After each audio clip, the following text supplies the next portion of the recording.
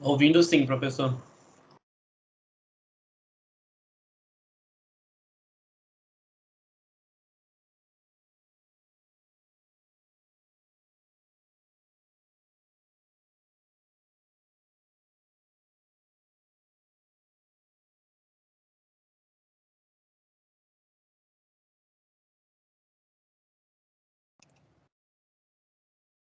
Bem, esperar só uns minutinhos aí para mais alunos cheguem.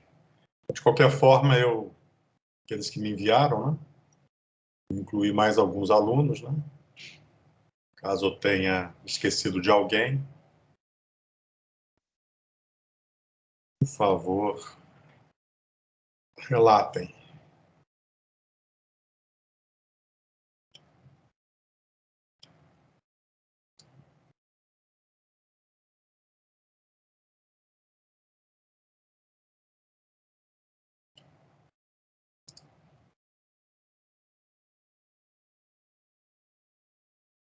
Tem alguns dos presentes aí não tem grupo ou enviou e não está na lista. Dei uma olhada. Aqueles que não enviaram ainda, por favor, enviem, tá?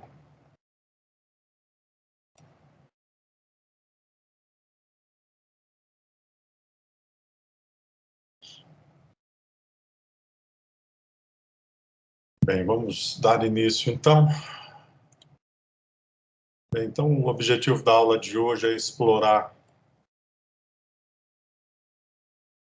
as transparências, o vídeo, né, da aula anterior, né, finalzinho, sobre Indústria 3.0. E ao final daquele vídeo, entra na Indústria 4.0. Eu não vou repetir novamente, tá? Espero que tenham assistido o vídeo.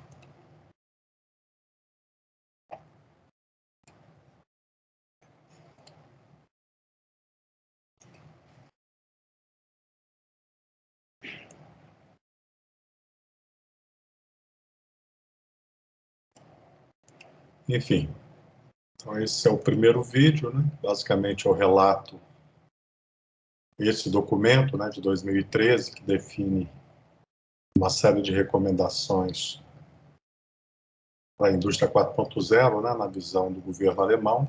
Okay? Documento gerado pelo governo alemão que define recomendações, né, de 2013, né, o primeiro documento que faz esse tipo de definição e recomendações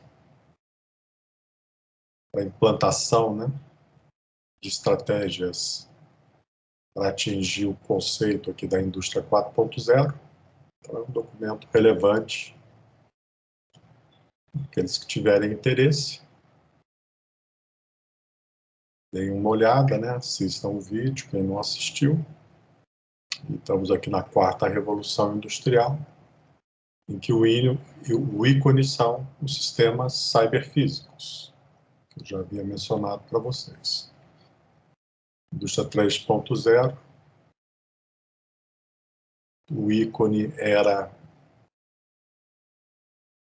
PLC, né? Um controlador lógico programável, ou CLP, desenvolvido aqui pela Modicon em 1969. Bem, então, se vocês explorarem esse documento,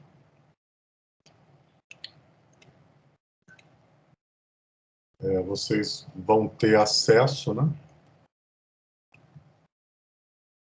ao conceito, né, associado a serviços,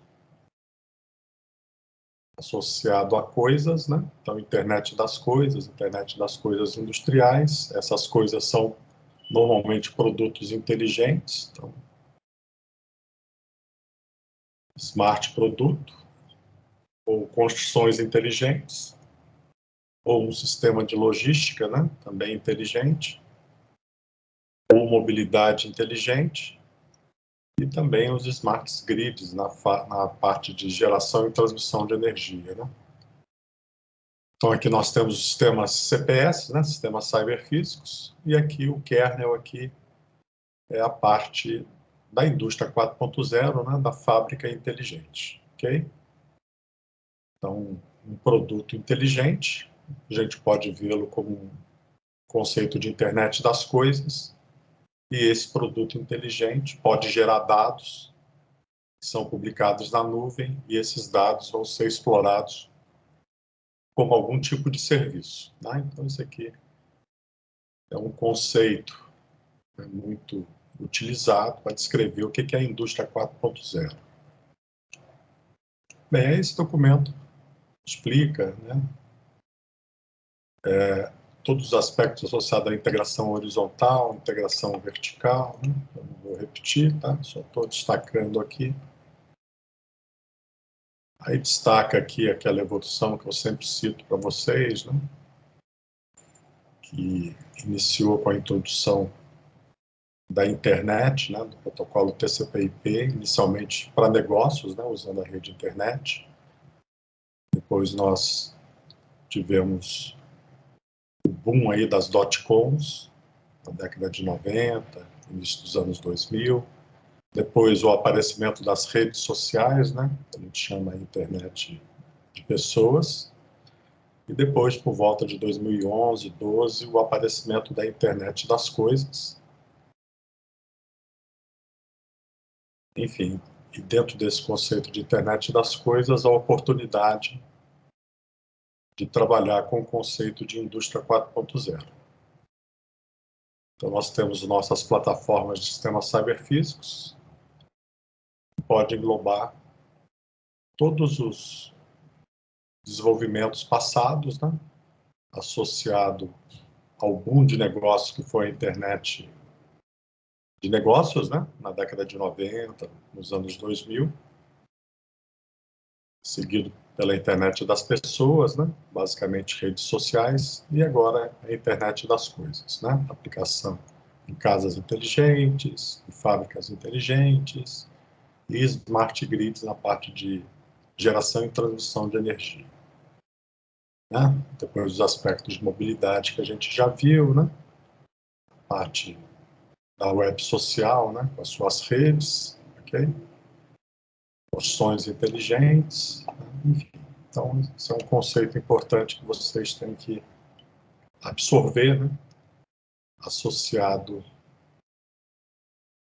a esse conceito de indústria 4.0. Bem, então deem uma olhada nesse material, né, disponibilizo aí para vocês. Bem, aí tem um segundo vídeo, né? Então, no segundo vídeo, eu continuo apresentando aspectos aqui da indústria 4.0, explorando alguns papers, né, algumas documentações relevantes. Então, aqui a indústria 3.0 é caracterizada por essa pirâmide de automação. A indústria 4.0, né, baseada em sistemas cyberfísicos, nós temos a conectividade usando o protocolo TCP/IP como a principal característica. Aí nós saímos dessa hierarquia da pirâmide da automação, né, da década de 80, da indústria 3.0, e vamos agora para uma conexão em rede, né, de todos os componentes de indústria 4.0. Aí depois o modelo RAM 4.0 descreve isso em mais detalhes. Bem, então, esses vídeos, né, mais aquela palestra sobre indústria 4.0 que eu disponibilizei para vocês, é um aspecto interessante para que vocês entrem nesse mundo da indústria 4.0. Aqui tem alguns vídeos, né, sobre sistemas cyberfísicos, enfim, sistema físico, né, o asset, ou ativo da empresa, né, seus equipamentos de chão de fábrica, por exemplo, e aqui a parte cibernética, né, onde nós temos aqui uma série de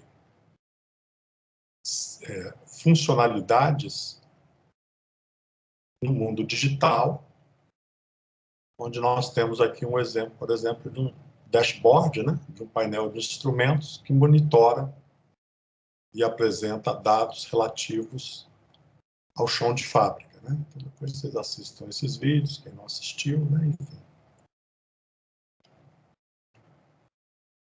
Tem vários exemplos que eu coloco. E depois, finalmente, aqui o modelo de referência para a implantação da indústria 4.0, que é o modelo RAM 4.0. Então, esse modelo, né, que está descrito nesse documento,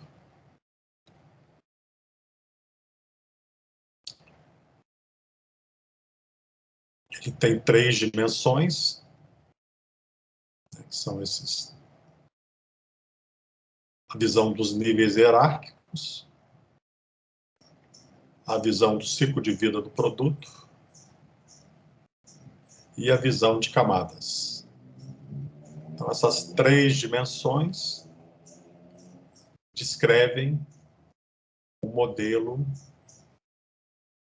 que consegue, né, abordar os aspectos de integração dos equipamentos dentro de um contexto de automação vertical. Então, nós temos aqui a pirâmide de automação, né, desde o Field Bus Device, Control Device, Station, Work Center, Enterprise. Então, isso aqui são basicamente os níveis da pirâmide de automação. São conectados 2 outros níveis, né? Que é o nível do produto inteligente, aqui na base da pirâmide, ou na base, né, deste sistema hierárquico, e no topo, o mundo conectado. Então, nós temos agora, né, uma visão um pouquinho diferente da visão da indústria 3.0, porque a indústria 4.0 tem que ter todos os níveis da empresa, né? Todos aqueles níveis hierárquicos da empresa conectados no mundo. E, além disso, eu tenho que ter também a visão do produto. Um produto inteligente. Então, esse produto inteligente é montado dentro de uma fábrica. E esse produto vai ser comercializado. E esse produto inteligente também tem uma conexão à internet. E, além do produto físico, da televisão, do celular, do tablet, nós temos esse produto físico gerando dados e armazenando em uma nuvem. E esses dados, né, dentro de um contexto de Big Data, vão ser analisados utilizando técnicas de inteligência artificial, análise preditiva, e esses dados vão ser explorados como serviço. Então, além de eu ganhar dinheiro vendendo o produto físico, eu vou ganhar dinheiro agora monitorando esse processo, esse produto, fazendo manutenção preditiva associada a esse produto. Enfim, então isso aqui é a nova visão, né, do nível hierárquico dentro do contexto da indústria 4.0. Então, essa é uma dimensão que a gente chama aí de integração vertical da empresa. Então, a empresa tem uma integração desde os sensores dentro da máquina até o nível de gestão da empresa corporativa, né, com planejamento estratégico, planejamento tático, né, usando aqui sistemas de gestão empresarial tipo ERP, né, para fazer planejamento de recursos de empresa. E aqui dentro da máquina, né, no Device Net, os meus dispositivos, atuadores, sensores, né, são utilizados na arquitetura de automação daquele equipamento. Então, essa aqui é a primeira dimensão. A segunda dimensão, né, do modelo RAM 4.0, né, que descreve que é o conceito da indústria 4.0, nós temos o ciclo de vida, não a cadeia de valor, né? Então, nós temos aqui uma parte que é o projeto do produto. Então, esse produto que vai ser fabricado, ele tem que ser projetado. Então, aqui nós vamos utilizar modelos de referência de desenvolvimento de produto, né? Que é uma outra disciplina que eu ministro. Vamos utilizar aqui toda a parte de prototipagem virtual desse produto. validação desse produto, né? Tem um gêmeo digital desse produto. E depois que eu validei toda a concepção do produto, eu vou produzir esse produto. Então, eu vou fazer o planejamento da produção, planejamento da manutenção. Então, isso aqui é uma visão de ciclo de vida, né? Desde a concepção da ideia, desenvolvimento do produto, né?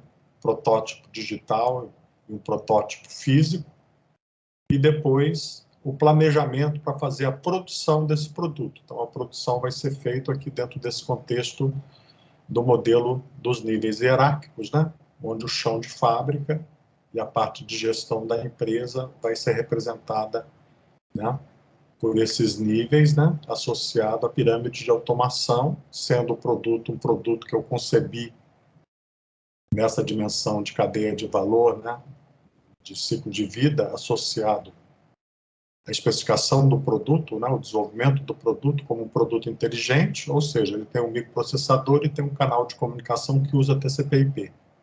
Então, esse produto, né, que pode ser as máquinas de comando numérico, os robôs, todos os equipamentos que eu tenho aqui no chão de fábrica, né, que vão permitir a produção de um determinado produto inteligente, ok? Bem, então essa daqui é a visão da integração horizontal. Então, eu estou fazendo duas visões, uma de integração vertical dentro da empresa e outra de uma integração horizontal associado ao ciclo de vida do produto, desde a sua ideia, desde o seu nascimento, né, até a sua produção e descarte. Bem, e a última camada, a última dimensão que nós temos aqui, que a gente chama de camadas. Então, essa aqui, eu gosto de chamar isso aqui de Digital Twin. Ok?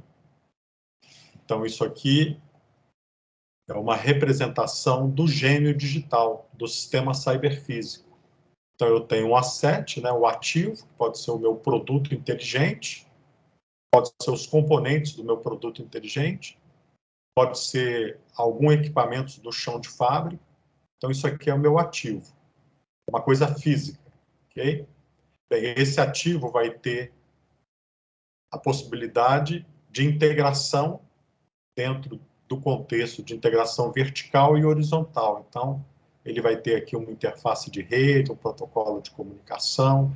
Então, ele vai ter fisicamente, né, essas duas camadas aqui, asset e integração, que vai ser uma representação do ativo físico. Então, isso aqui é o mundo, essas duas camadas representam o mundo físico.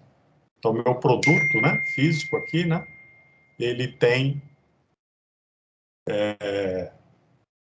um canal de comunicação, ele tem um processador, ele fala TCP/IP, então ele tem a possibilidade de ser integrado com o mundo, né? Essa conexão com o mundo aqui que nós estamos colocando.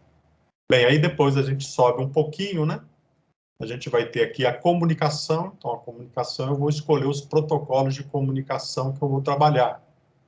Então, pode ser um protocolo, né, OPC-UA, né, se for um CLP, pode ser um protocolo MT-Connect, se for uma máquina de comando numérico, pode ser um protocolo MQTT, né, que é muito utilizado aí na parte de telemetria, né, para que o sensor comunique os seus dados, né, para a nuvem. Enfim, aqui eu tenho várias possibilidades de obter os dados do meu ativo através do seu canal de comunicação aqui, que é essa parte de integração, e eu vou ter aqui, né, a comunicação usando o protocolo de comunicação, APIs, né, que vão obter os dados do meu ativo. Então, esses dados que eu estou obtendo através desse protocolo de comunicação, ele vai ser armazenado na nuvem e ele vai virar informação e conhecimento. Eu vou pegar um algoritmo de inteligência artificial, uma rede neural, algoritmo som, um KNN, uma rede neural convolucional, enfim, algum sistema especialista. Vou obter esses dados e vou utilizar esse algoritmo que vai transformar esses dados em informação e essa informação em conhecimento para uma determinada área de conhecimento que eu esteja focado. Aí eu posso depois, com esse dado, com essa informação, com esse conhecimento, explorar uma funcionalidade que vai virar um negócio. Então, qual vai ser essa funcionalidade? O monitoramento da máquina no chão de fábrica.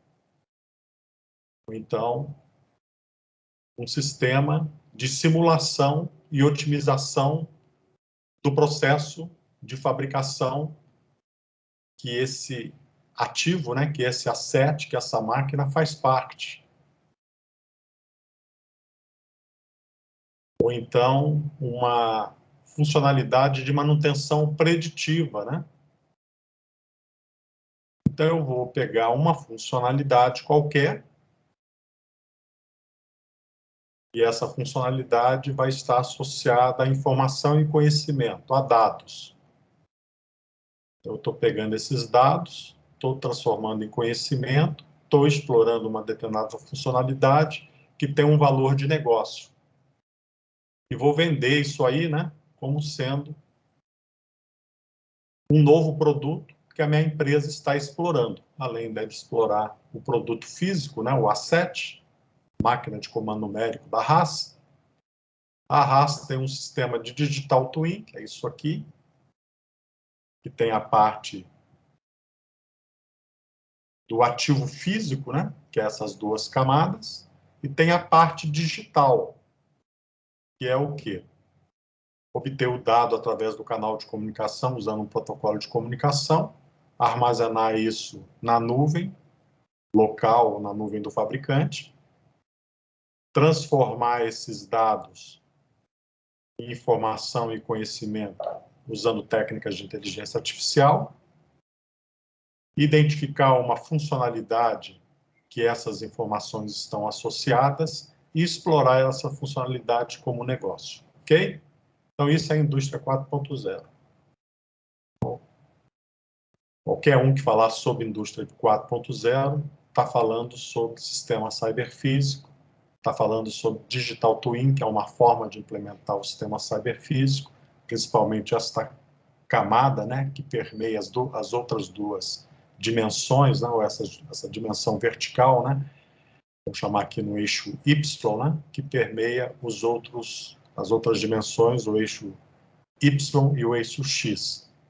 Então, essas duas dimensões, né, vão ter a possibilidade de ter uma exploração dentro de um modelo de negócios de digital twin ou de sistema cyberfísico. Bem, então, esse segundo vídeo explora justamente essas características, né, da indústria 4.0, que eu relato aí. Enfim. Bem, aí tem todo um detalhamento de cada um dos eixos, né, que eu não vou fazer aqui, que já está nos vídeos aí que eu disponibilizei para vocês, no ciclo de vida, né, enfim. Essas camadas, né, que é essa arquitetura, né, de digital twin, né, o mundo real e o mundo digital.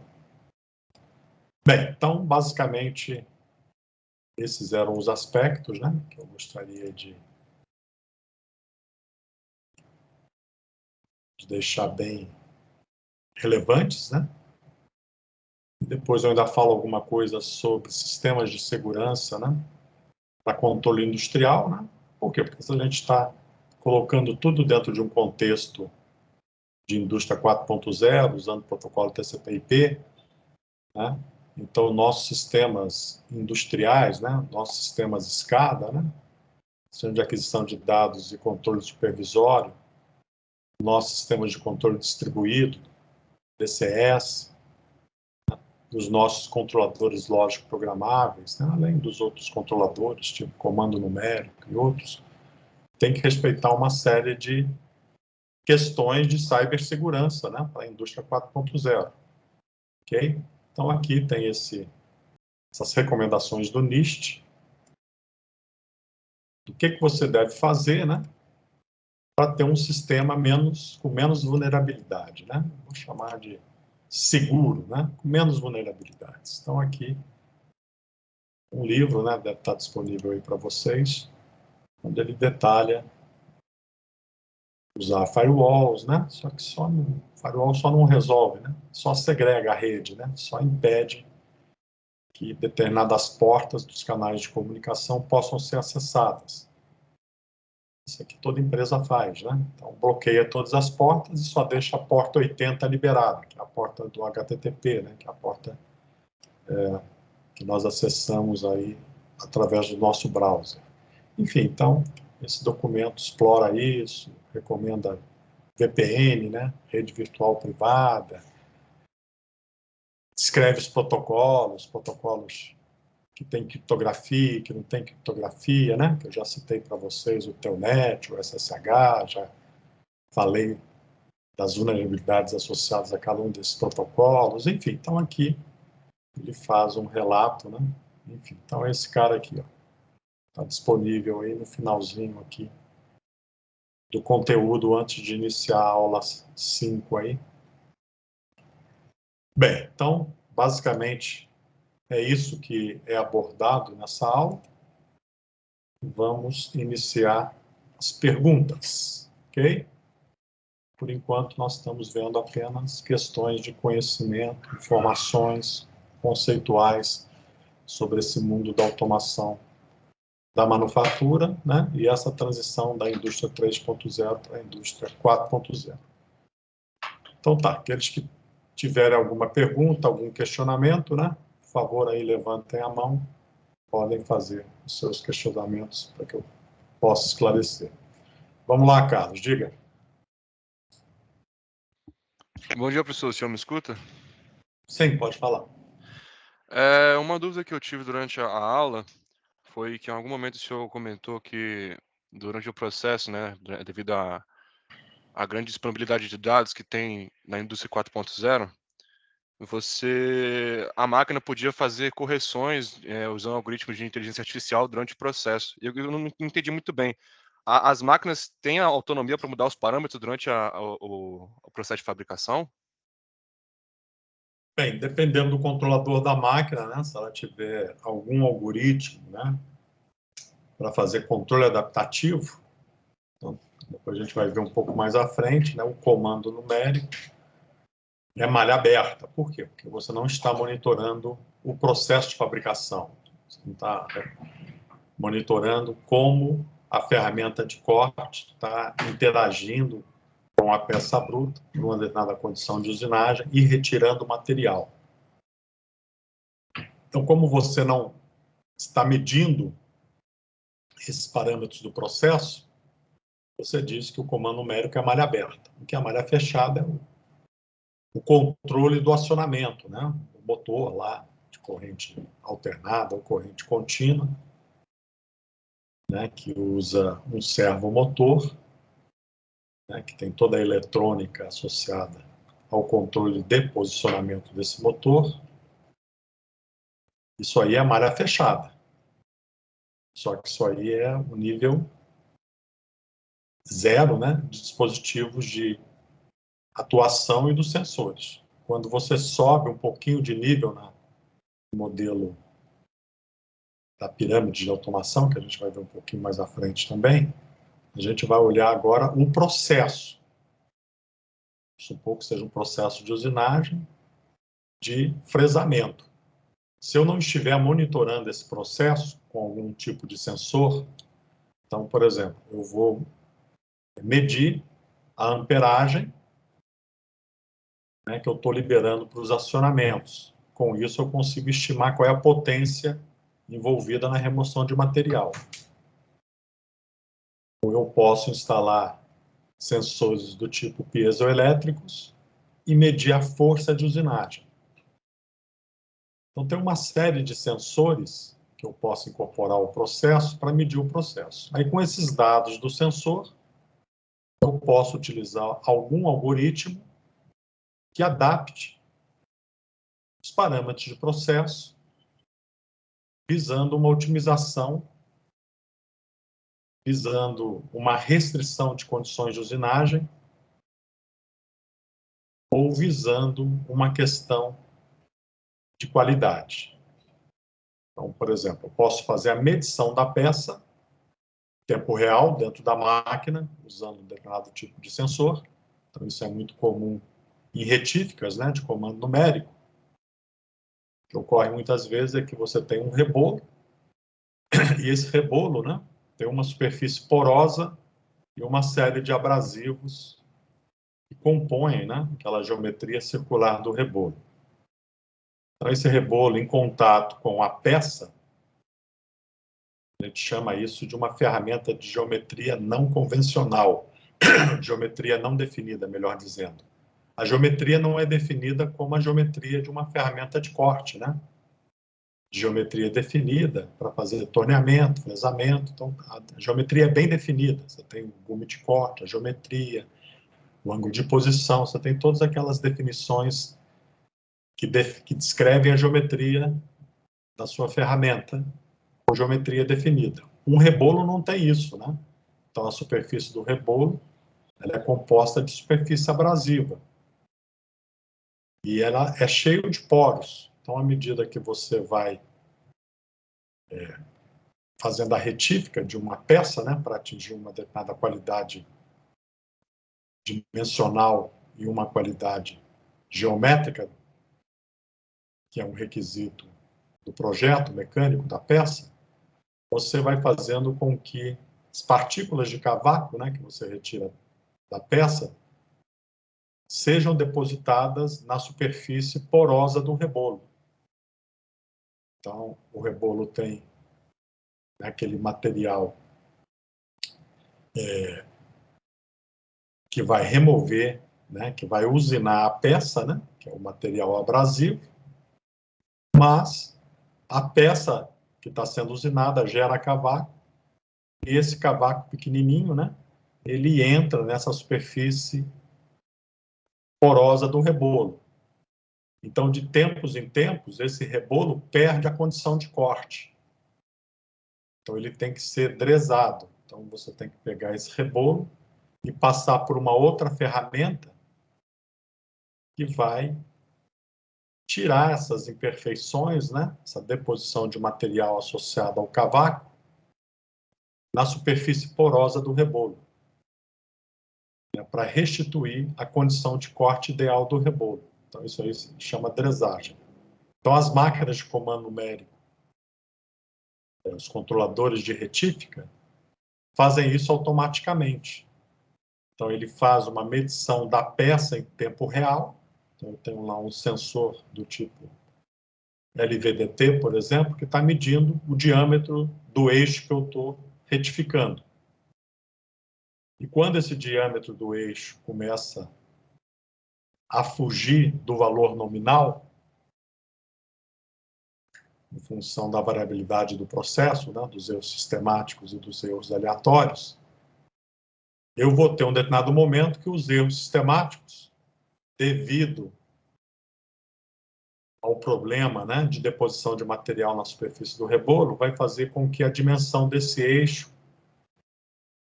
fique maior, por exemplo. Então, o próprio comando numérico, né, está recebendo os dados da medição online, que é da peça, né, que é do processo, e com esse dado ele consegue identificar qual é o momento que ele tem que fazer a dresagem do rebolo, porque o rebolo está perdendo a sua condição de usinagem.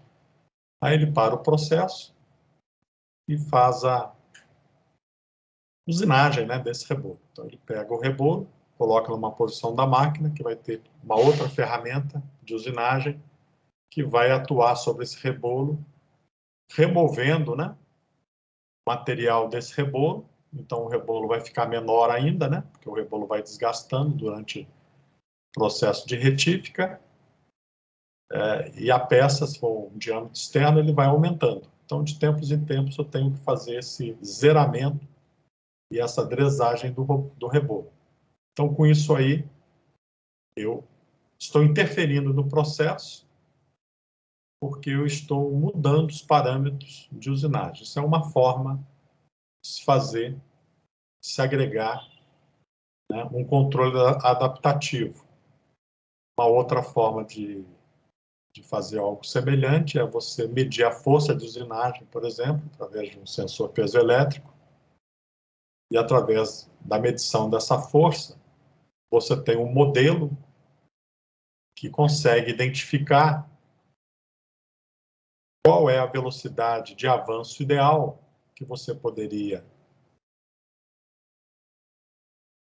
mudar, né, no processo de fabricação, para que você respeitasse uma determinada estratégia de otimização. Então, a estratégia de otimização, por exemplo, seria: eu quero ter uma força de usinagem constante durante todo o meu processo de usinagem da peça. Então, dependendo do contato da peça com a ferramenta e da anisotropia, né, da propriedade que muda de uma região para outra da peça, eu tenho variação da força que o sensor piezoelétrico está medindo, na direção x, y, z, por exemplo. Então, ele tem lá um cristal piezoelétrico com uma disposição, com uma célula, né, na direção x, outra y e outra z, aí ele consegue capturar, né, monitorar as três forças de usinagem em cada uma das direções, né? Força ativa, passiva, força de usinagem, então aqueles modelos de Kinsler, né? Vocês já devem ter visto lá em usinagem. Então a gente tem um modelo de usinagem, e com esse modelo de usinagem nós temos uma estratégia de otimização para maximizar a velocidade de avanço da máquina, para diminuir o tempo de usinagem. Então, eu usando esse modelo, monitorando a máquina, a cada momento, a velocidade de avanço ela é diferente. Por quê? Porque quando a força de usinagem diminui, eu tenho a possibilidade de aumentar, por exemplo, o avanço. Então, a máquina aumenta o avanço e eu ganho segundos, minutos em termos de tempo de usinagem. Então, a gente consegue, né, usar esses sistemas e ter otimizações, por exemplo, de 50% de ganho de tempo. Então, uma peça complexa que vai ser usinada, né, numa máquina grande, né, para fabricação de perfis de asa de aviões, né? Então, uma máquina desse tipo custa o homem-hora dela, ou o custo da máquina em si, né, $700, por exemplo. Então, se essa peça demora 10 horas para ser fabricada sem esse procedimento de otimização, fazendo o monitoramento do processo, se com o monitoramento do processo eu diminuo em 50%, né, então só o ganho, né, do uso da máquina, né, seria de $7.000 para $3.500, eu já estou tendo uma economia significativa. Então, se você jogar isso ao longo do ano, se você jogar isso ainda com a quantidade de peças que você vai produzir, então você tem um ganho de escala significativo. Então, as empresas aí investem recursos, né, para adquirir esses sistemas de monitoramento em tempo real. Ok? Então, eu posso fazer isso, né? Mas é caro, né? Então, existem outras formas de se obter o mesmo objetivo, fazendo isso aí dentro de um ambiente de digital twin. Então, ao invés de eu fazer isso no ativo físico, monitorando o ativo, né? Instrumentalizando a máquina com sistemas de $200, $300 mil, eu compro um software, né? Tipo Vericut, ou vários softwares que vocês vão ver aí, se vocês explorarem as interfaces dele, interface gráfica, vocês vão ver lá que ele vai ter algumas políticas de otimização, algumas estratégias de otimização feitas por software, ou seja, você simula determinadas condições e o software gera um novo programa de usinagem otimizado. Isso é o que o VeriCut faz, né? Ok? Então você consegue ter este ganho de produtividade via um gêmeo digital. Né? Esse gêmeo digital é o gêmeo da máquina, o gêmeo da ferramenta de corte, o gêmeo da peça, o gêmeo do dispositivo de fixação. Então, é um modelo 3D do sistema máquina, ferramenta de corte, fixação e peça.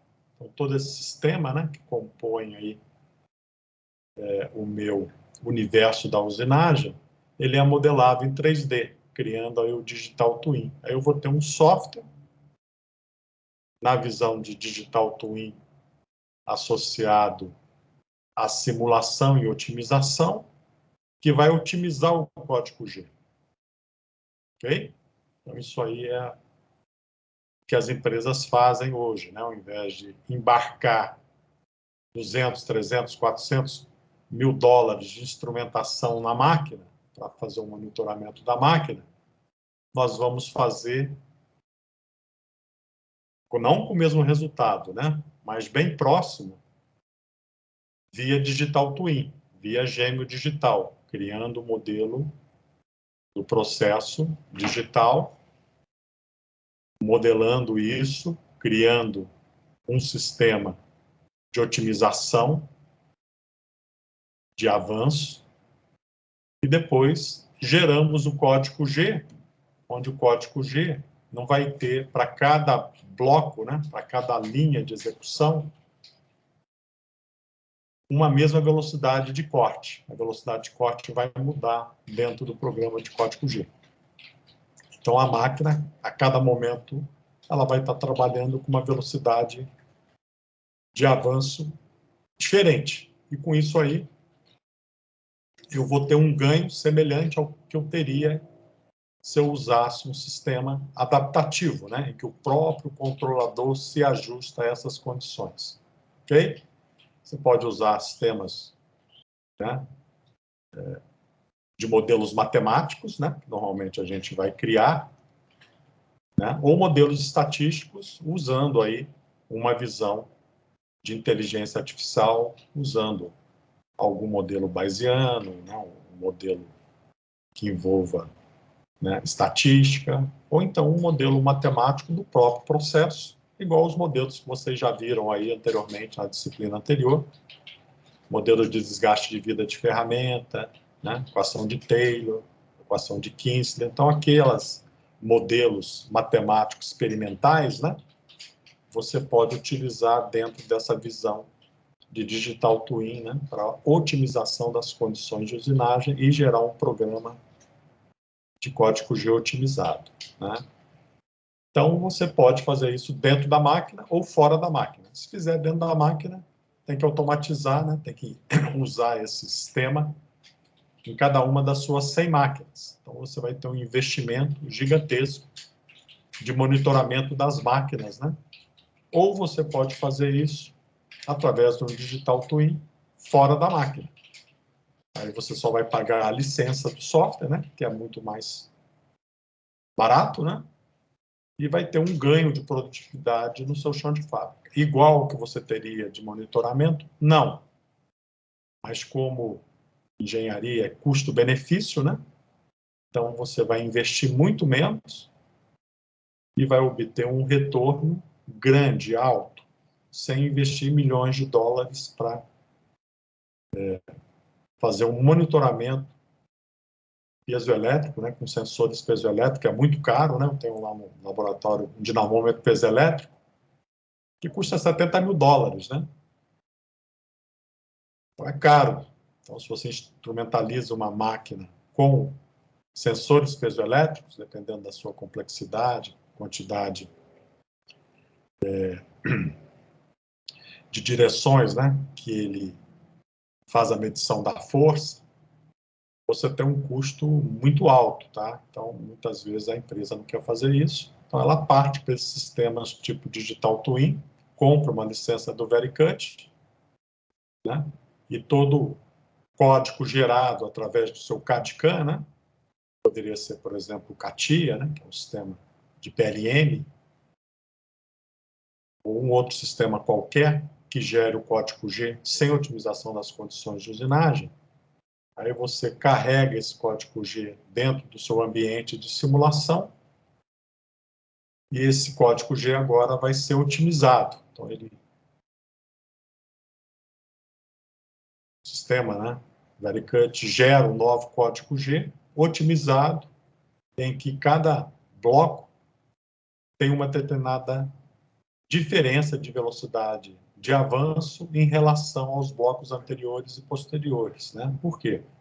Porque o sistema Vericut, usando uma estratégia de força de usinagem constante, através do seu modelo matemático, ele conseguiu identificar que era possível alterar a velocidade de avanço. Então, se eu altero a velocidade de avanço, o processo fica mais rápido, eu ganho tempo. Então, com isso aí, ele vai modificando bloco a bloco. Então, você tem ali milhares de linhas, né, que o controlador vai executar. Então, nessas milhares de linhas, cada linha tem uma velocidade diferente. Uma é 0,15 milímetros por minuto, outra é 0,30 milímetros por minuto, outra é 0,50 milímetros por minuto. Então, em cada linha, você tem um ganho em termos de tempo. E com isso, você ganha dinheiro, né? Por quê? Porque diminui o tempo em 30%, 40%, 50%, e isso se reverte em menor custo para produzir aquela peça. Bem, então é possível, né? Obviamente, os sistemas de inteligência artificial são mais utilizados na nuvem.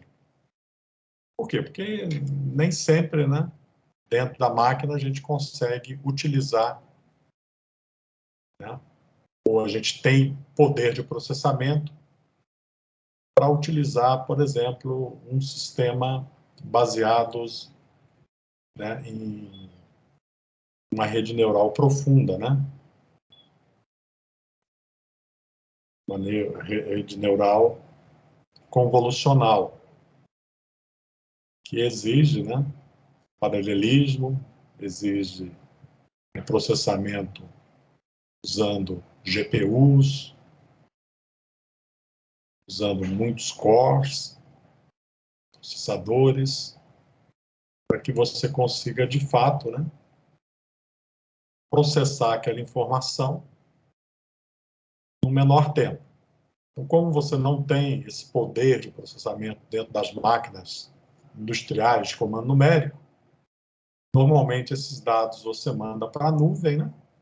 E lá na nuvem, ou você tem o seu próprio sistema computacional paralelizado, né? Onde você pode fatiar o seu problema e mandar para várias GPUs, né? Resolver todas aquelas manipulações matemáticas que vão ter que ser feitas, todas aquelas multiplicações de matrizes que vão ter que ser feitas. Então, você consegue gerar, né, um algoritmo com paralelismo, usar aí o poder computacional que você contrata na nuvem, uma determinada quantidade de GPUs, que geram uma resposta usando aquele algoritmo de aprendizagem profunda, né, que vai demorar, sei lá, 5 minutos para ser processado. E não dias, né? Se eu estivesse processando no meu computador pessoal com 2 CPUs e uma GPU. Então, eu mando para a nuvem, tem um contrato de uma determinada plataforma, com determinada capacidade de processamento, e com isso aí eu tenho uma resposta em 5 minutos, né? Mas 5 minutos não dá para fazer uma realimentação, feedback para o processo, né? Porque o processo pode ser de milissegundos. Então, o nível de otimização, de melhoria, vai ser em outro contexto, ok?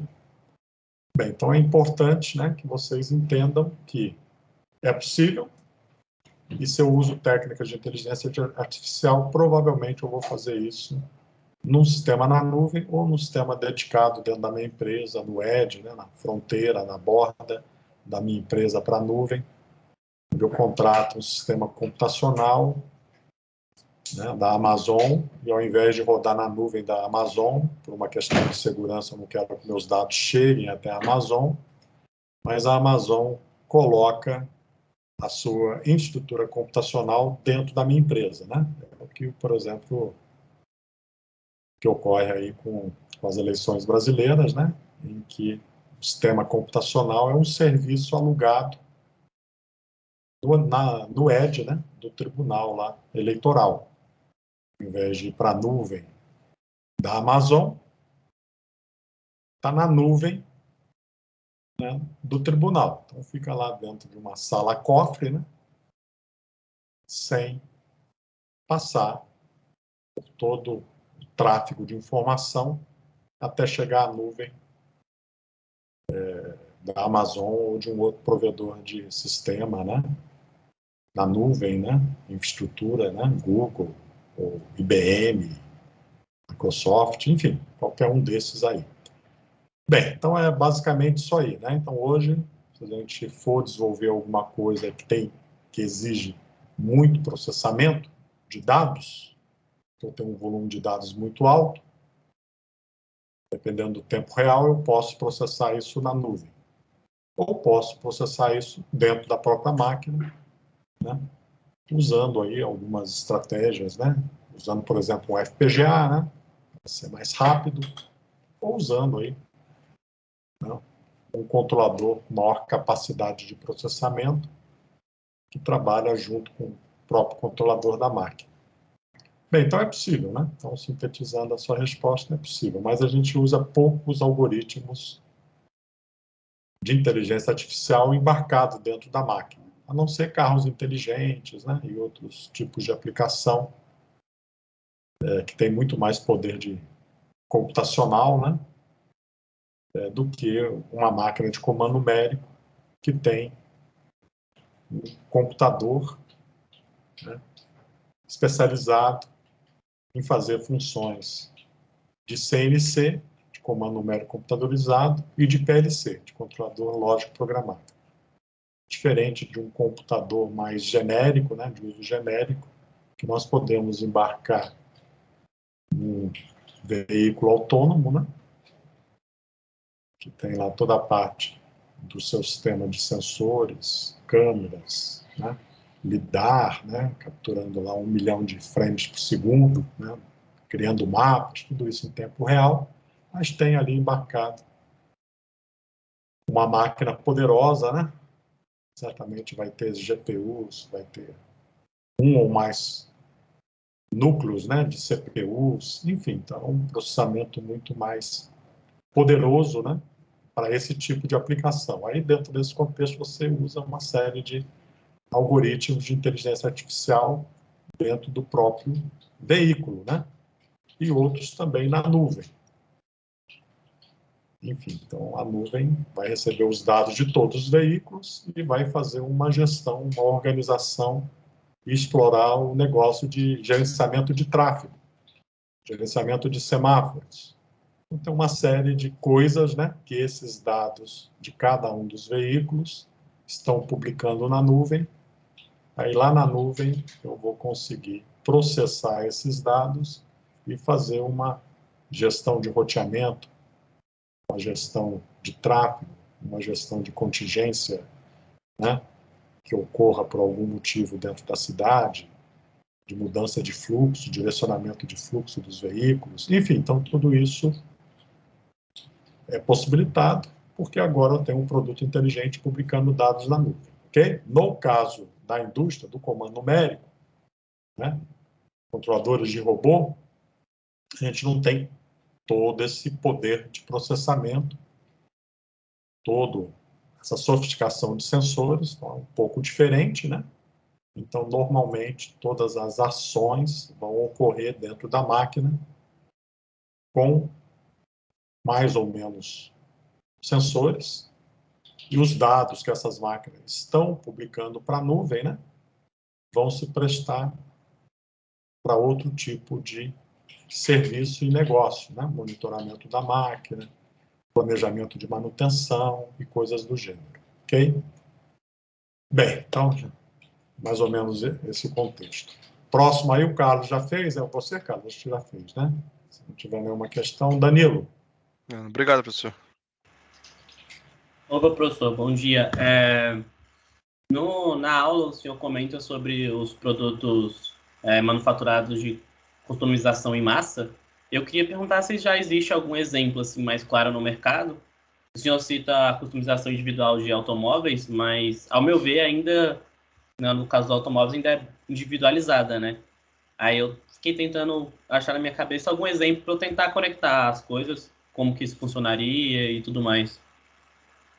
Uma coisa é o conceito, né, a ideia por trás da indústria 4.0 se propõe a resolver, assim como a indústria 3.0 também se propunha a resolver a questão de flexibilidade, customização de produtos, né, até resolveu de certa forma. Então, na década de 90, né, você tinha uma série de fabricantes, né, computadores, por exemplo, que no Brasil nem tanto, né, mas no exterior, né. A grande maioria dos computadores que eu importei, na década, nos anos 2000 principalmente, foram customizados. O que é ser customizado? Bem, a empresa, né, te disponibiliza um acesso à sua plataforma de customização, e ao invés de você ir lá no Best Buy, lá nos Estados Unidos, lá no supermercado, ou qualquer local de revenda de computador, e comprar o computador que ele está te oferecendo no seu showroom, que ele tem em estoque ali, que são os que mais saem, né? Eu vou customizar a minha máquina. Okay? Só que eu não vou ficar esperando 2 meses para receber a minha máquina customizada, meu equipamento customizado. Eu vou recebê-lo, né, em uma semana, desde o momento que eu coloco a ordem, né, que é a customização do produto, vai ter esse modo, aí eu gero uma ordem e pago. Desse momento, a empresa se compromete a entregar o produto em 5 dias. Então, a Dell, né, tinha toda a sua linha de produtos customizáveis, essas que não vão para Best Buy da vida, né, que não vão para a venda do consumidor direto, desculpe, que não vai para venda em massa, aí, em revendas, né, mas que possibilita que você compre diretamente do fabricante, permite essa customização, né? Então, a Apple também trabalha dessa forma, a Sony. Então, tem uma série de empresas do setor, principalmente fabricantes de computadores, que, em função da diversidade de customização de coisas que você pode incluir, né, dentro daquele sistema, ele te permite, né, a customização. Então, isso vem desde da indústria 3.0, vamos chamar dessa forma. Só que os tipos, né, as soluções que existiam para se fazer isso eram soluções mais fechadas dentro da própria empresa, porque, teoricamente, você não estava conectado ao mundo, né, como no conceito da indústria 4.0. Então, lá, quando a indústria 4.0 nasceu, ela nasceu com um dos objetivos de permitir a customização em massa. Então, o que quer dizer isso? Quer dizer que dentro da minha fábrica, que tem um sistema de automação vertical, né? Então, essa automação vertical, ele recebe componentes vindos aí do mundo inteiro e tem que fabricar uma determinada quantidade de lote, né? Um determinado volume para ser economicamente viável, né? Por quê? Porque tem estoques envolvidos, tem cadeia de logística, tem uma série de restrições, né, associado à parte de integração horizontal. como as cadeias logísticas hoje estão muito mais curtas, né? São muito mais ágeis. Então, você tem aí cadeias logísticas, né? Por exemplo, que ligam a China aos Estados Unidos, em que você recebe os produtos em uma semana, né? Ou se for via aérea, né, no dia seguinte. Então, você tem cadeias logísticas bem azeitadas, né? De baixo custo, né? Hoje está mais caro, né? Por causa da pandemia, escassez de containers, desestruturação da cadeia logística mundial. Então, você tem uma série de problemas, inflação global, enfim. Mas antes, né, da pandemia, você tinha todo um sistema bem azeitado em que você podia, né, atender com mais agilidade, já que toda a cadeia de fornecimento é global hoje, né? Hoje, né, na época que eu comprava computador, no início da década, no final dos anos 90, início dos anos 2000, os computadores, né, a maioria deles, né, eram fabricados nos Estados Unidos. Depois começou a ter a migração para a China e para outros países, né, com menor custo de mão de obra. Mas dentro desse contexto, né, de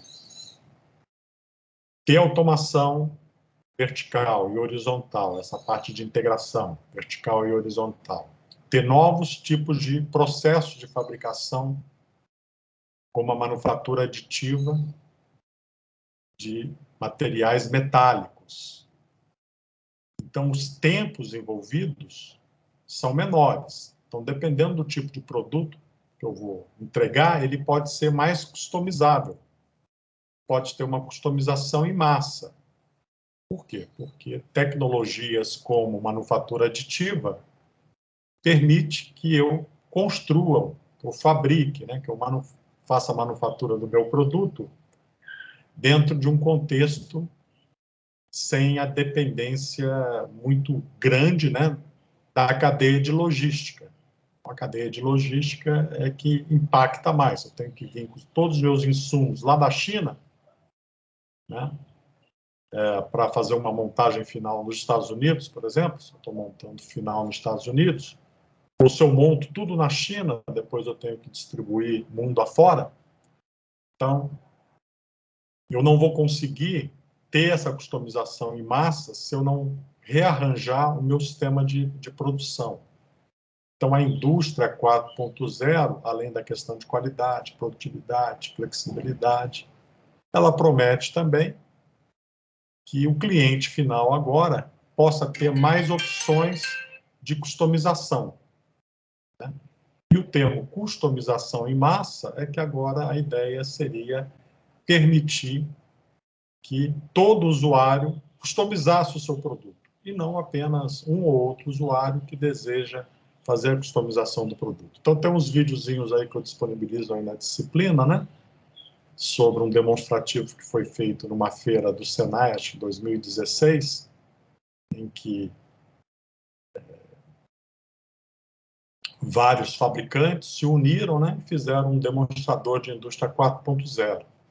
E ali tem um produto customizável, que o cliente define quais são as características que ele quer para o produto. Então, vai colocar o nome do cara, as iniciais do cara, vai escolher a cor do produto, né? Então, a empresa tem todo um chão de fábrica e uma logística, né, integração horizontal e vertical, que permite que eu fabrique um produto customizado cliente por cliente.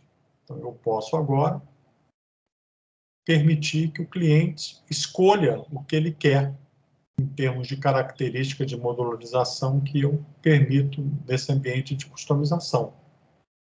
Então, seria alguma coisa como eu customizar o meu carro, né, o meu veículo, que eu vou adquirir, ao invés de ir na concessionária, escolher lá no showroom, eu vou no meu Digital Twin de customização de veículo e customizo ele com a minha cara. E eu recebo ele em 5 dias. Né? Então, a indústria 4.0 devido a toda essa integração vertical e horizontal e novas tecnologias como manufatura aditiva, fala que um dia eu vou chegar nesse nível de customização. E que não vai ser para um ou outro cliente, vai ser em massa, ou seja, o cliente não precisa ir mais na loja física e escolher o seu carro. Ele pode ir lá fazer o test drive, mas ele pode se relacionar diretamente com o fabricante e customizar o que ele quer no seu produto. Por quê? Porque muitas vezes, né, você vai comprar um veículo, vai numa concessionária, a concessionária tem um veículo com uma determinada configuração, que é o que ela escolheu porque é o que mais vende, né? Então, na outra concessionária que concorre com essa concessionária, que é de uma outra rede de concessionárias, tem um outro conjunto de bens customizáveis, né, que foram modularizados, melhor dizendo, que também tem uma boa saída, tá? Mas você procura e não consegue escolher aquele produto com aquele conjunto de acessórios, né, de módulos que você deseja. Aí você, dependendo da empresa, pode ter um canal de relacionamento direto com a empresa que te permite essa customização, mas vai demorar um mês para o seu produto chegar. Por quê? Porque é um produto especial que vai entrar na linha, especialmente com aquela configuração. Então, o chão de fábrica, né, a automação vertical da empresa, não está preparada para customizar em massa. Ela vai customizar um ou outro produto. Ela faz, na realidade, mix de produtos, né? 10 mil com este conjunto de acessórios. 50 mil com esse outro conjunto de acessórios, porque a gente sabe que sai mais. E um outro bem pequenininho de 1000 produtos, que é o top de linha, que vem com todos os acessórios. Mas nem toda concessionária tem esse produto top de linha. Ou você quer um intermediário. Então, o futuro, né, que a indústria 4.0 prega é que eu, como consumidor final, agora poderei acessar o Digital Twin de customização da empresa, criar o meu gêmeo digital do meu veículo que eu desejo, com toda a customização, da mesma forma que eu fazia lá com o computador da Dell, da Sony ou da Apple, né?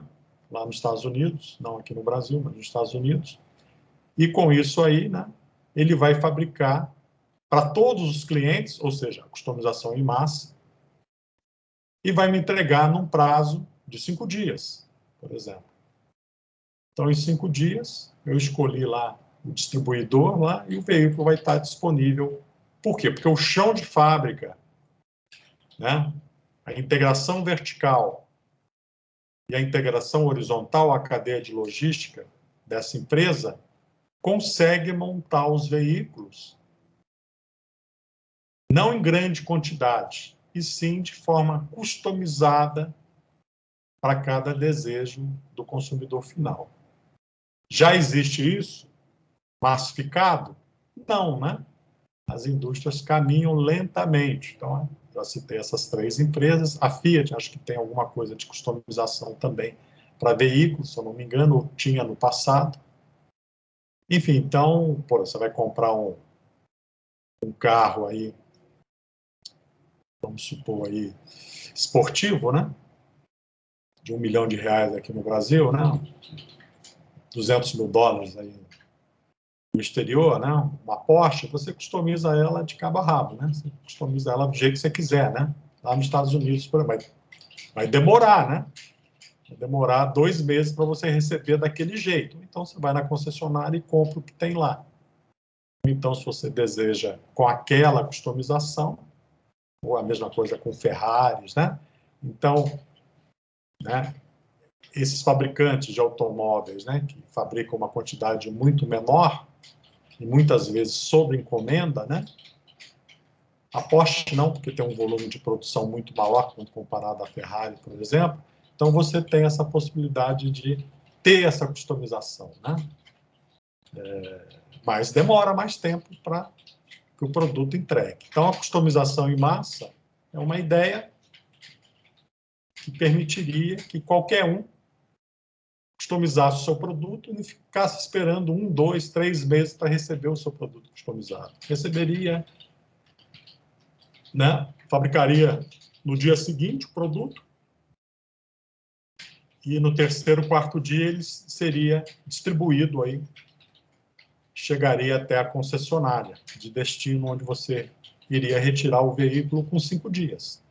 Então, esta é a visão de customização em massa, tá? Então, é mudar, né, a forma de relacionamento com o cliente final, que agora a indústria 4.0, em função de todas as tecnologias envolvidas, a sua automação, a parte de processo, novos processos, né, permite uma maior agilidade, ela é mais rápida. Toda a cadeia de suprimentos, né, que é a integração horizontal, está totalmente integrada com esta empresa. Então, no momento que o cliente escolheu os seus módulos, que vão fazer parte, né, do seu produto final, a cadeia de logística já disparou as ordens de produção ou de recebimento daqueles módulos que vão compor aquele produto customizado. Então, existe toda uma sinergia, né, de integração vertical e horizontal, porque a empresa não produz tudo na automação vertical, né? Ela depende de uma cadeia logística global, e essa cadeia logística global, dependendo das distâncias, né, pode demorar muito, né, em termos de entregar os componentes, entregar os materiais, os sistemas, para quem vai fazer a montagem daquele produto, né? Então, nós estamos ainda longe desse contexto, mas a customização sempre foi um ideal, né? Desde que a automação flexível apareceu, principalmente aí na década de 80, e o uso das técnicas industriais japonesas, né, como o Kanban, que permite essa flexibilização dentro do chão de fábrica, né, de setups rápidos, né, de preparação de máquinas rápidas. Aí, com essa preparação rápida, eu consigo diminuir o tamanho de lote, né? Então, a manufatura integrada por computador, o SIM, na década de 80, também queria customização em massa. Só que ela não conseguiu chegar nesse nível, né? Hoje, a indústria 4.0 também promete melhorar essa questão de customização em massa dos produtos. Okay? Então, essa é a ideia, tá? Alguém faz isso hoje? Ninguém faz, tá? Por quê? Porque quase tudo depende de uma cadeia de logística global. Ok? A não ser que o cliente esteja disposto a esperar, né? Dependendo da cadeia em que a empresa assim está inserida, né? 5 dias, 10 dias, 15 dias, 20 dias. Se o cliente final é lá na China, né? E a produção lá é tudo na China, então, provavelmente, ele está muito mais perto de ter uma customização em massa, né, do que a indústria americana, por exemplo, que depende muito da cadeia logística, né, com o Oriente, né, navios, containers, né, movimentação aérea. Então, é um contexto um pouco mais difícil de entregar, ok? Mas no Japão, você tem muita customização em massa. Ok? Por quê? Porque o foco do consumidor final é diferente. O cara que compra carro, né, tem que ter garagem, tem uma série de restrições. Normalmente, ele segue, ou ele vai Toyota, ou ele vai Honda, ou ele vai Nissan, ele vai...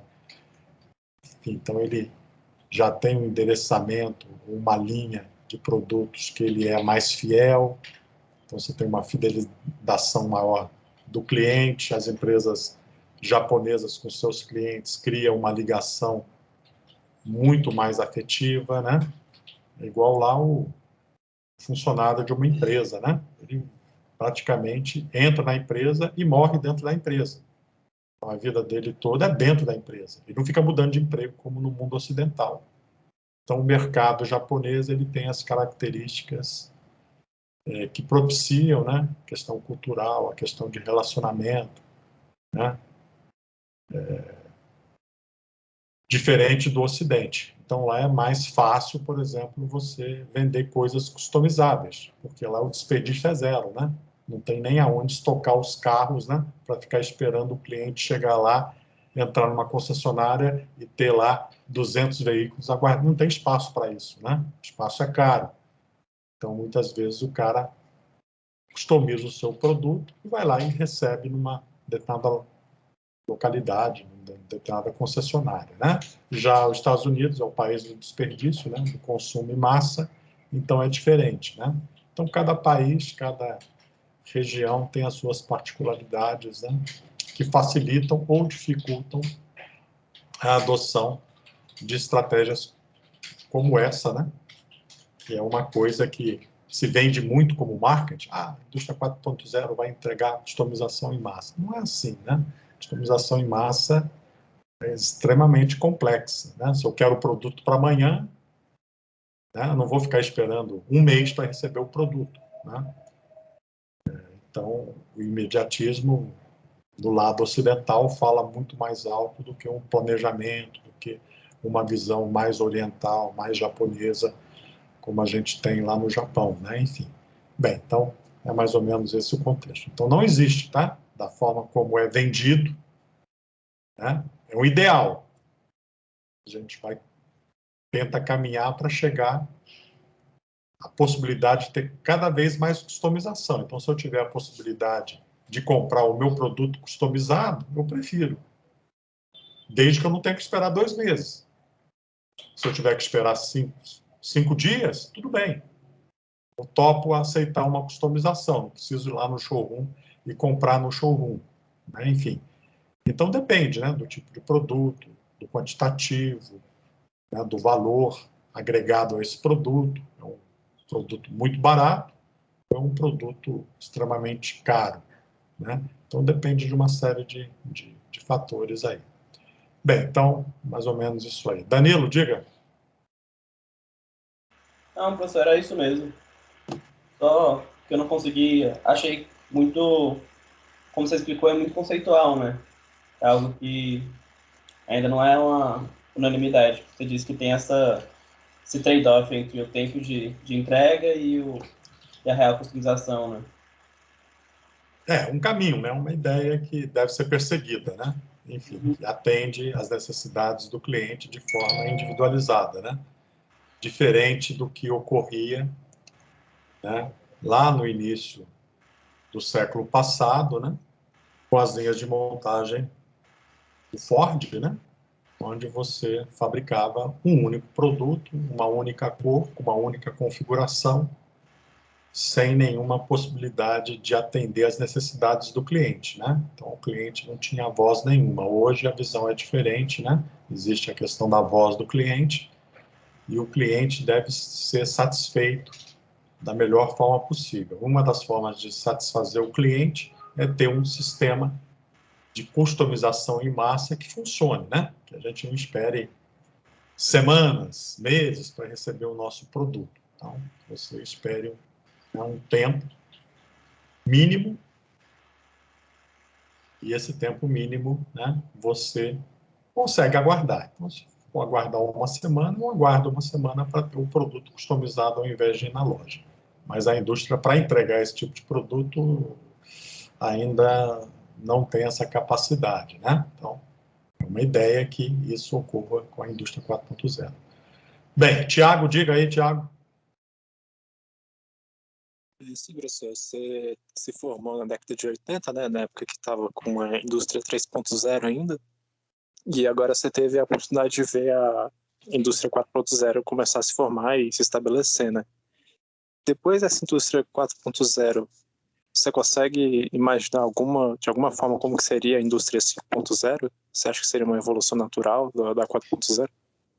Bem, não existe, né? Não existe nem indústria 4.0 ainda, né? Então, como a indústria 3.0 surgiu, né, em função da manufatura integrada para o computador, que era o computador, né, entrando nas empresas, saindo do mundo do mainframe, tendo conexão via rede, tendo computador industrial. Então, as tecnologias da década de 70, né?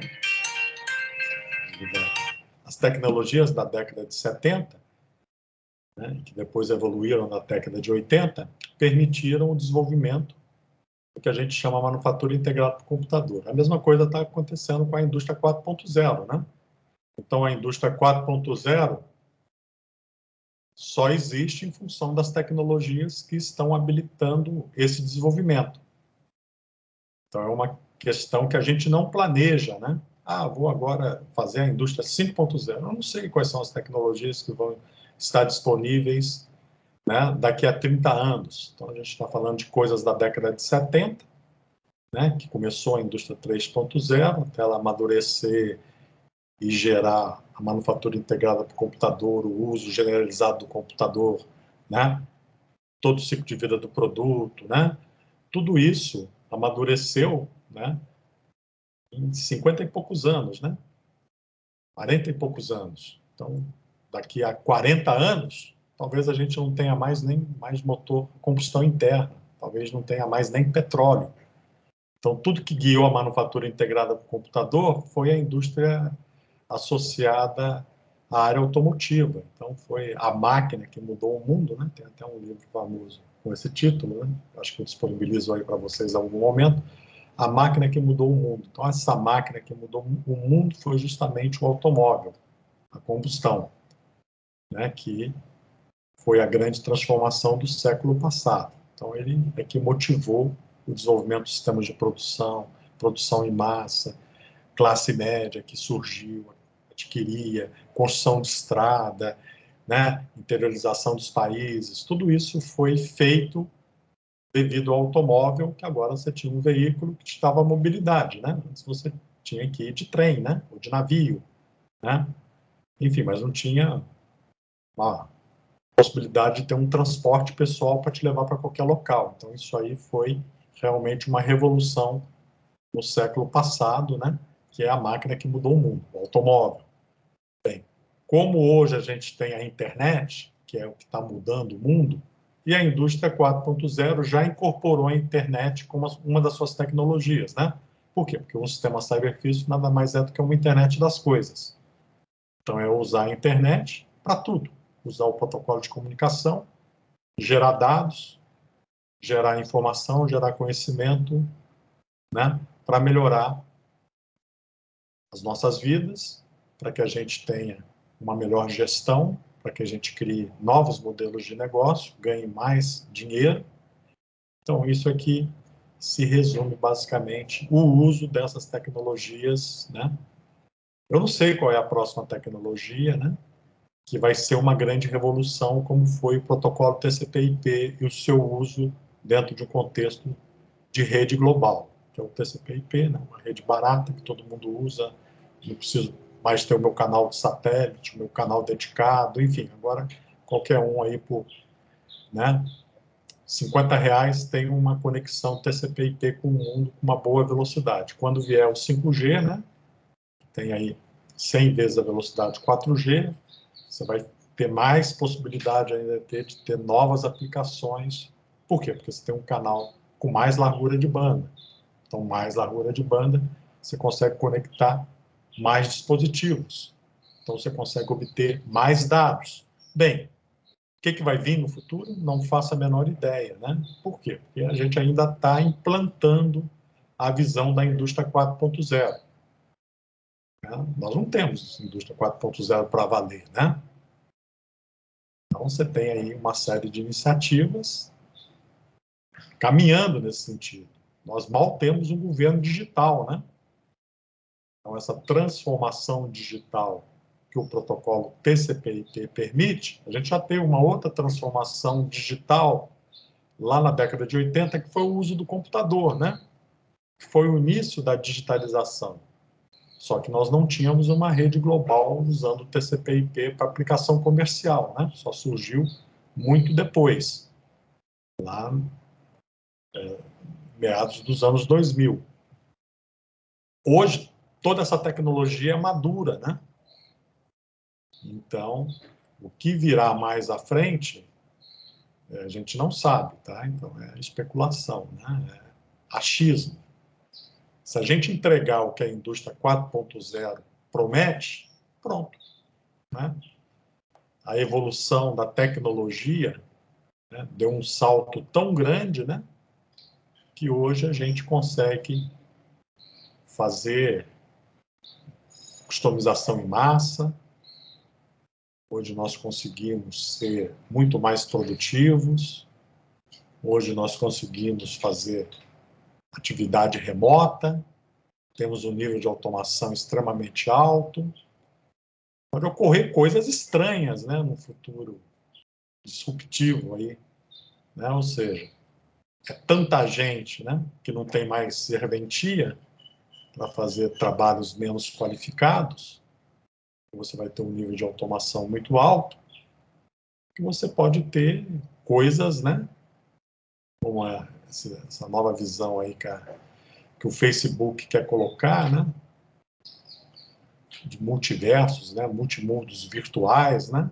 Hoje o cara já fica aí, se deixar o cara fica 24 horas logado jogando, né? Com uma tela grande. Imagina agora o cara com um dispositivo de realidade virtual que não deixa ele desconfortável, explorando um outro mundo virtual 24 horas por dia, muito melhor do que o mundo dele, né? Ele vai querer viver no mundo virtual, né? Talvez isso é que seja o futuro, né? Enfim, então o que vai vir pela frente, não faço a menor ideia, né? Mas hoje, como a gente tem todos esses jogos no formato que nós temos atualmente, por consoles ou no computador, que já distraem bastante. Quantos de vocês aí não devem dedicar boa parte das horas, quando vocês têm disponibilidade, para jogar, né? Pelo menos os meus filhos, o que mais fazem é jogar. Enfim, então, no futuro, né? Não tão longe assim, talvez tenha outros dispositivos de imersão, de realidade virtual, aumentada, visão estéreo, né? Você pega lá um óculos de visão estéreo, um óculos estéreo não estéreo, não, mas um óculos holográfico da Microsoft, né? Tipo HoloLens, né? Que custa alguma coisa em torno de $4.000. Aqui no Brasil, R$50.000, né? Então, quem é que vai ter R$50.000 para ter uma imersão no mundo, né? Bem realista, 3D? É difícil, né? Muito caro, né? Já o Facebook parece que comprou o óculos, né? Que é uma outra solução aí. Talvez com essa solução ele consiga colocar, né, produtos mais baratos para dar essa... Enfim, então talvez a próxima tecnologia aí que venha forte aí seja justamente essas coisas de vestir, né? Que a gente já teve no passado o óculos da Google, né? Para o usuário final, né? Monocular, que não deu muito certo. Depois ele foi para o mundo corporativo, aí ele tem um apelo grande, tem muita gente que usa em empresa. A mesma coisa com óculos da Microsoft, né? Enfim, mas esses óculos ainda não chegaram no usuário final, né? Enfim, então parece que o Facebook quer que chegue no usuário final, né? Esse tipo de dispositivo, né? Vestível, tem relógio, tem celular que a gente usa, né? E agora vai ter o óculos para te tirar do mundo real. Aí você só vai ter no mundo virtual, né? Você não vai ter mais digital twin, né? Só vai ter lá a visão cibernética digital. E aí você vai ficar imerso aí durante dias nesse mundo digital lá, igual lá no Matrix, né? Vai ficar imerso lá, incubando lá e vivendo uma outra vida, né? Quem sabe? Isso pode ser o futuro, né? Hoje a tecnologia evolui, né? Esses dispositivos de vestir estão cada vez mais sofisticados, as coisas mais miniaturizadas, né? E coisas que a gente nem imaginava lá na década de 80, hoje são possíveis, tá? Hoje você tem essa possibilidade de criar, né, esses mundos alternativos. Bem, então isso aí pode ser uma tecnologia, né, que já é usada dentro da indústria para apoio à manutenção, à montagem, né, treinamento. Então essas tecnologias entram no mundo corporativo, mas ainda estão um pouco distante do consumidor final, né? Enfim, então eu não sei, cara, é difícil você imaginar o que virá em termos tecnológicos, qual vai ser a nova revolução que o mundo terá nos próximos anos. Então, uma é certa, né? Motor a combustão interna e petróleo, isso vai desaparecer mais cedo ou mais tarde. Então, uma coisa que eu não apostaria em termos de profissão, né? Nem trabalhar na Petrobras, né? Para ficar 40 anos, 30 e poucos anos lá, talvez ela tenha que mudar o seu modelo de negócio num período muito menor, né? Por quê? Porque toda essa questão ambiental vai impactar esse tipo de empresa, né? Tem aquela máxima, né? De um sheik que era o ministro da Economia, acho que é da Arábia Saudita, né? Que sempre falou, né? Olha, a crise do petróleo lá em 1970, né? A Idade da Pedra não acabou por causa da falta de pedra, né? Foi uma questão de evolução tecnológica com o aparecimento dos metais. Mesma coisa com o petróleo, né? O petróleo não vai acabar pela falta do petróleo. Vai acabar por outras questões. Então, acho que o foco, né, que as maiores preocupações e maiores investimentos hoje é nisso, né? Energia limpa, tecnologias associadas à informação, questão de nuvem, de big data, de inteligência artificial. Então, esse é o caminho e coisas de vestir, né? Então, cada vez mais dispositivos para a gente vestir. Então, esse acho que é o caminho natural do desenvolvimento tecnológico, investir, né, em economia limpa, né? Uma solução que a gente saia da questão do petróleo, saia da questão do motor de combustão interna, né, e chegue em novos produtos, em novas tecnologias, né, menos agressivas à natureza, né? Então, isso aí acho que é um caminho sem volta, né? Enfim, aí o que vai vir que vai ser a próxima indústria, eu não sei, né? Então, plástico, por exemplo, eu não sei o que vai acontecer com plástico, né? Então, acabando o petróleo, né? Determinado tipo de plástico aí vai desaparecer. Enfim, mas isso é 50 anos à frente. Mas a gente tem que pensar nesse horizonte de tempo, né? O que vai acontecer daqui a 50 anos? A tendência é essa, a não ser que descubram aí que aquecimento global não existe, né? Que efeito estufa, né, é invenção, né? Bem, até que isso ocorra, né, que não vai ocorrer provavelmente, a transformação é essa, né? Então, provavelmente, a indústria 4.0 vai ficar como limiar para a gente tentar chegar no ideal da tecnologia disponível atualmente. E, em termos tecnológicos, o que virá é que vai definir, opa, todas essas novas tecnologias agora nos permitem desenvolver um novo conceito de indústria 5.0. Aí vai ter um íconezinho, né? Como tem o sistema cyberfísico, o CLP, né?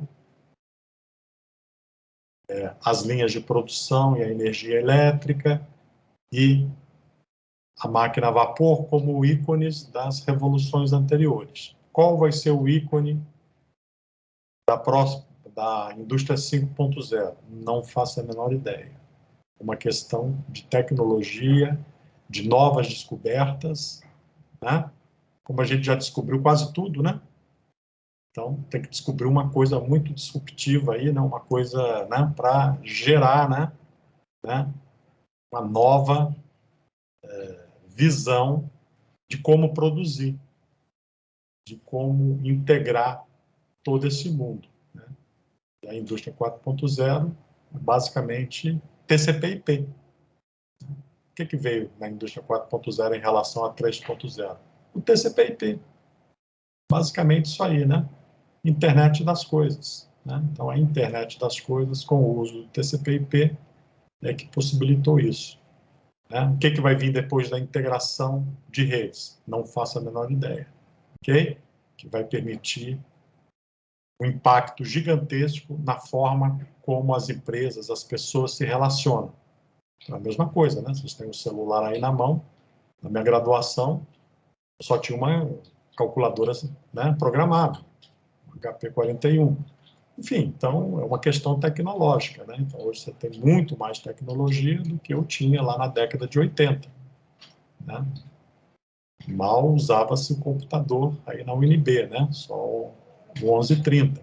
Então é uma questão tecnológica, tá? Essas tecnologias que começam com uma determinada finalidade e acabam em outra finalidade, que vai impactar a nova direção da indústria 4.0. Bem, basicamente isso aí que eu queria apresentar para vocês na data de hoje. Se não tiver nenhuma questão, eu vou programar as próximas aulas, tá? Depois vocês deem uma olhada aí nos grupos, tá? Então, eu já coloquei mais alguns nomes aí nos grupos. Deem uma olhada se todos estão contemplados. E aqueles que não estiverem contemplados, né? Me avisem, tá? Então, se eu não esqueci ninguém, eu já coloquei todo mundo aí, né? Então, deem uma olhada na lista. Essa listinha aqui, ó. Os que chegaram depois aí, vejam se o nome está disponível. Ok? Então, tem uns buracos aí, né, entre uma ou outra apresentação, porque me pediram temas específicos. Então, quem demorar muito vai acabar pegando um tema que não vai ter possibilidade de escolha, tá bom? Então, enquanto aí tem tema que dá para escolher, entrem aí nesse documento, né? E deem uma olhada, tá aqui, né? Ó, geral, plano TCN, ensino remoto emergencial. Bem, então é isso aí, pessoal. Tem uma outra reunião aqui que eu tenho que entrar. Se ninguém mais tiver nenhuma questão, agradeço aí a presença de todos e até a próxima aula. Boa tarde, bom dia a todos aí. Vou encerrar.